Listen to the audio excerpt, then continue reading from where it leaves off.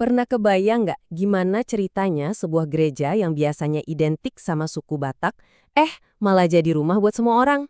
Nah, kali ini kita bakal bedah gimana sejarah, geografi, dan sebuah ide yang unik bisa menciptakan sebuah komunitas yang luar biasa.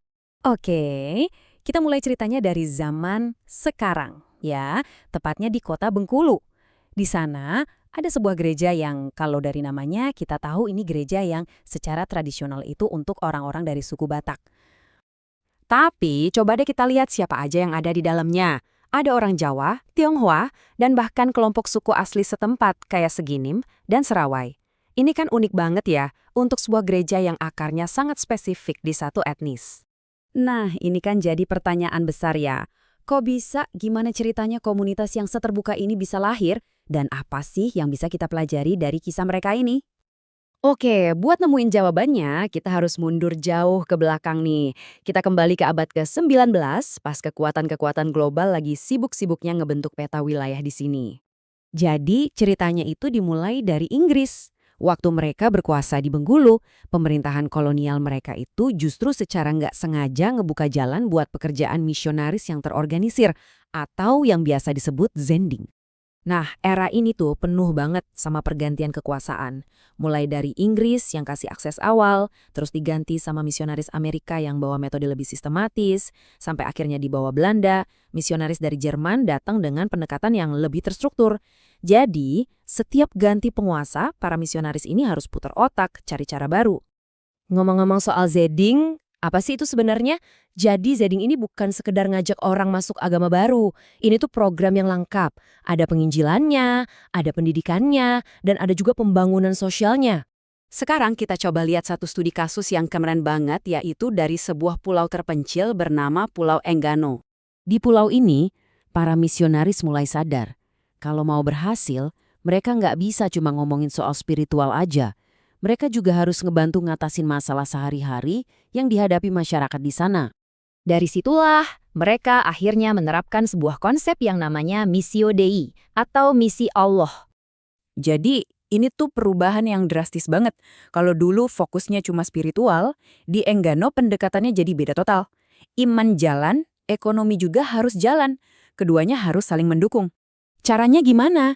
Ya dengan memberdayakan warga lokal. Contohnya nih, mereka bantu ngatur penjualan produk unik kayak madu kelulut, terus bantu cari pasar buat hasil laut.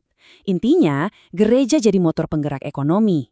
Dan ternyata formula sukses di Enggano ini nggak berhenti di sana aja. Justru ini jadi semacam blueprint atau cetak biru buat gereja yang ada di kota.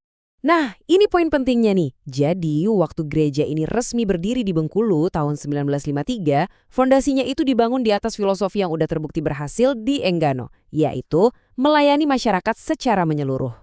Filosofi keren ini punya nama loh, Pargodungan. Konsep ini ngelihat gereja itu bukan cuma tempat ibadah di hari Minggu, tapi pusat dari segala kegiatan komunitas, mulai dari iman, pendidikan, sampai kesehatan. Dan kalau kita lihat perjalanannya, wow, luar biasa banget.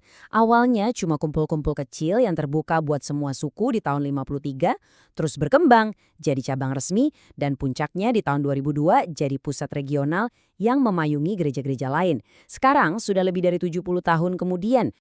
Oke, itu kan cerita masa lalunya ya. Pertanyaannya sekarang, gimana filosofi lama ini bisa tetap relevan buat ngadepin tantangan zaman sekarang? Nah, mereka punya istilah keren buat itu, pargodongan transformatif. Ini adalah cara mereka menerapkan ide lama pargodongan untuk menjawab masalah-masalah modern, kayak krisis kesehatan atau kesenjangan pendidikan. Intinya simple banget, gereja itu ada bukan buat dirinya sendiri, tapi untuk bersama dan bagi sesama. Tujuannya adalah untuk jadi bagian dari solusi di tengah masyarakat yang beragam, apalagi di saat-saat sulit. Dan ini bukan cuma teori loh, bukti nyatanya kelihatan banget pas pandemi COVID-19 kemarin. Gedung gereja mereka jadi tempat isolasi, mereka sediain obat dan oksigen, bahkan fasilitasnya dipakai buat bantu anak-anak sekolah yang harus belajar online. Bener-bener aksi nyata. Hasilnya, sampai hari ini komunitas ini terus tumbuh, dan sekarang udah ada 331 keluarga yang jadi bagian di dalamnya. Ini bukti nyata kalau model yang mereka pakai, yang inklusif dan fokus melayani, itu benar-benar berhasil dan relevan. Nah, ini yang bikin kita mikir untuk ke depannya. Mereka udah berhasil nembus tembok etnis. Pertanyaan selanjutnya, bisa nggak ya mereka nembus tembok digital untuk terus melanjutkan warisan mereka melayani dan merangkul generasi yang baru di era digital ini?